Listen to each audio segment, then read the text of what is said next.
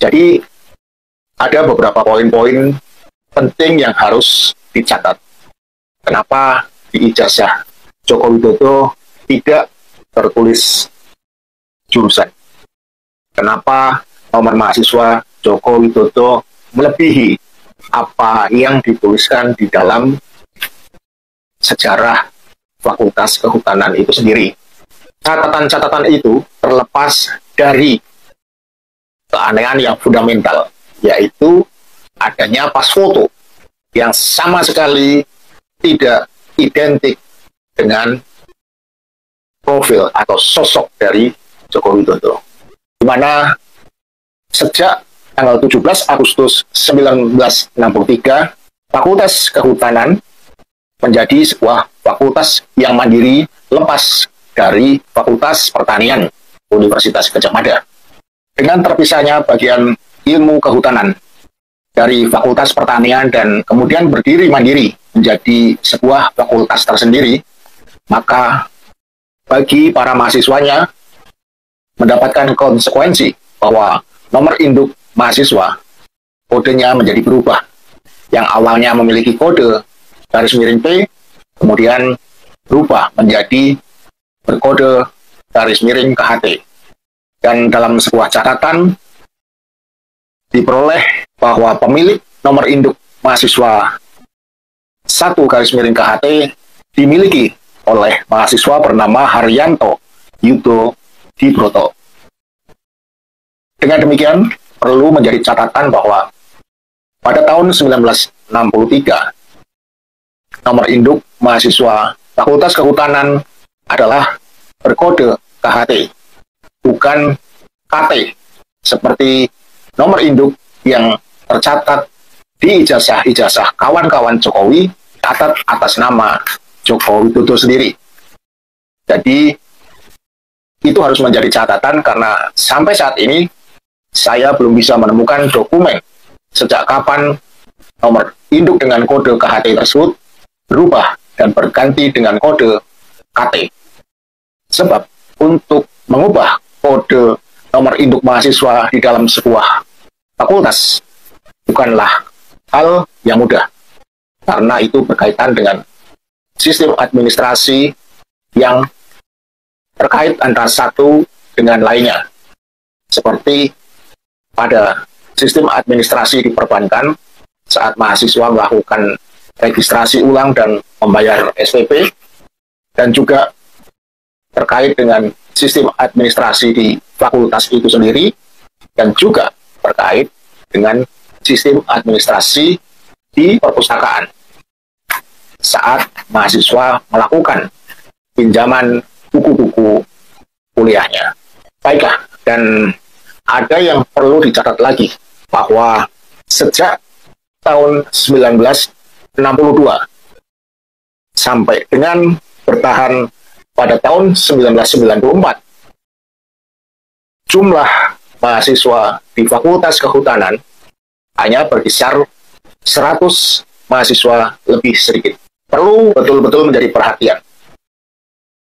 Kenapa Joko Widodo yang dikatakan masuk dan diterima di Fakultas Kehutanan pada tahun 1980 dan lulus pada tahun 1985 memiliki nomor induk mahasiswa 1681.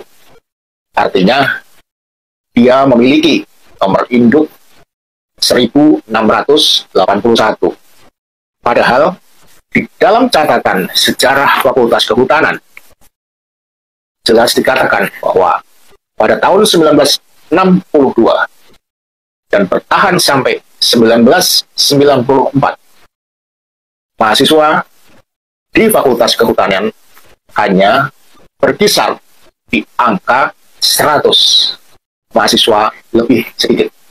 Itu disebabkan karena kuota di Fakultas Kehutanan UGM hanyalah 100 mahasiswa. Penambahan kuota sendiri baru terjadi pada tahun 1995, yang awalnya kuotanya hanya 100 menjadi 137 orang. Dan kemudian berkembang lagi pada tahun 1996 bertambah menjadi 238 orang. dan 1997 menjadi 240 orang mahasiswa. Jadi ada beberapa poin-poin penting yang harus dicatat. Kenapa di ijazah Joko Widodo tidak tertulis jurusan? Kenapa nomor mahasiswa Joko Widodo melebihi apa yang dituliskan di dalam sejarah Fakultas Kehutanan itu sendiri?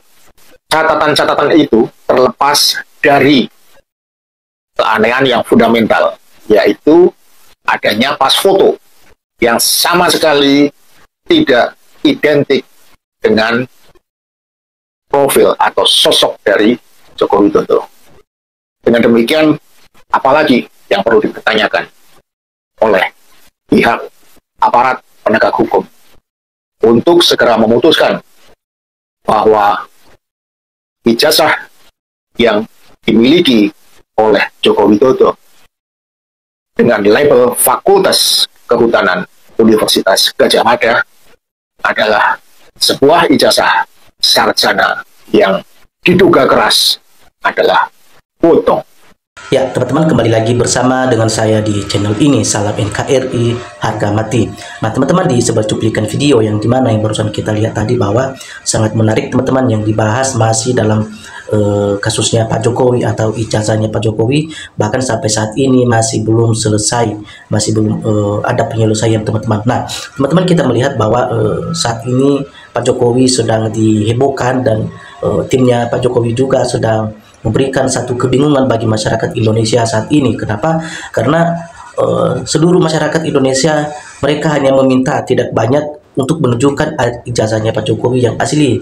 Namun sampai saat ini masih belum diperlihatkan kepada masyarakat dan kepada seluruh media juga, teman-teman. Nah, dan teman-teman, kita juga bisa melihat apa yang ditanggapin oleh para netizen kita atau teman-teman kita yang ada di dalam video ini. Sini ada yang mengomentari atau mengatakan bahwa kalau kita menyimpan kebohongan, hidup kita nggak akan tenang. Ya, cepat atau lambat pasti ketahuan kebohongan kita tersebut. Nah, benar, teman-teman, ya. Ini yang mengatakan bahwa ya sependam-pendamnya kita menyimpan kebohongan, tapi cepat atau lambat pasti keciduk juga atau pasti terbongkar juga.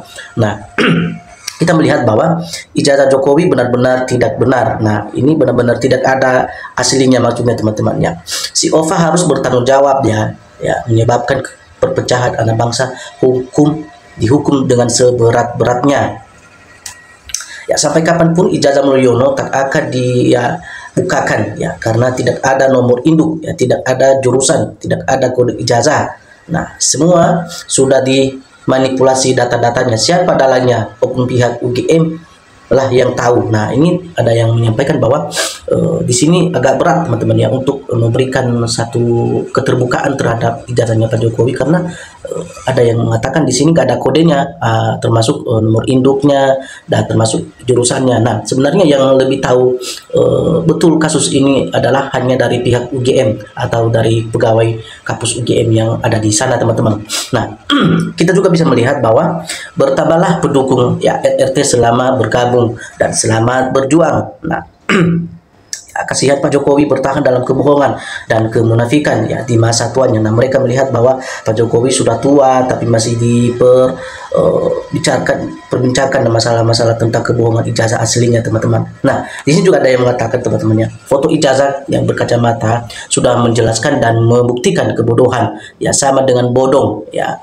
Di NKRI segala arsip dan berkaitan dengan data diri dilarang menggunakan aksesoris. Nah, kacamata dan lain-lain. Nah, teman-teman, ini salah satu bukti bahwa dari hal ini aja di sini udah ketahuan bahwa sebenarnya ijazahnya Pak Jokowi itu bisa dibilang tidak benar, karena dalam foto ijazahnya aja beliau memakai aksesoris atau kacamata. Nah, secara aturan, ya, itu dilarang keras untuk memakai aksesoris atau kacamata dalam pas foto, terlebih-lebih dalam untuk ijazah ini, teman-teman, itu sangat dilarang. Nah, itu tidak masuk akal juga. Nah, teman-teman, kita di sini dalam hal itu aja mereka udah tahu bahwa ini pasti ada kebohongan, ada keanehan dalam hal ini. Nah, sebentar lagi Ibu Nova kena karma perbuatannya menipu seluruh rakyat Indonesia, dan pihak UGM harus tegaskan dan jelas menjawab tentang ijazah Jokowi. Penyesalan sang rektor yang tak bisa lupakan, penyesalan sampai mati.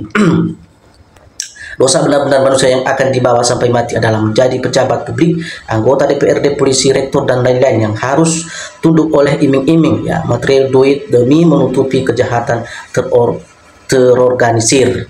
Dan kalau ijazah Jokowi nggak ada, udah selesai masalahnya, nggak usah banyak bicara, tutup pengadilan, penjara, selesai. Nah, negara kena tipu terus, negara jadi penipu tragis negara ini. Logika jika asli diuji, ya, difoto, ya, berapa kali tetap asli jika tidak menunjukkan, dan jangan apa, ya, jika tidak mau menunjukkan dengan alasan apapun menjadi tanda tanya. Dugaan aspal mungkin terus Arep, Waton, Mulyono, Mergo duet. Nah, katanya di situ teman-teman, sudah lama saya katakan bahwa ijazah Jokowi bodong. Nah, sini ada yang mengatakannya, hidup satu kali di dunia ini, jadi pebodong membuat orang lain ikut gibah. Nah, oke. Di sini ada yang menyatakan juga bahwa sudah bisa dipastikan ijazah UGM Jokowi palsu. Itu hanya, ya, terlibatan ijazah abal-abal, ya, terbitan di luar UGM. Ya, Bu Rektor hidupnya sudah tergadai, dijauhi teman-teman sejawat. Untuk apa gelar profesor, doktor, dan susah payah untuk mendapatkan hanya untuk digunakan mengelabui seluruh rakyat Indonesia? Apakah dari awal memang niatnya untuk itu?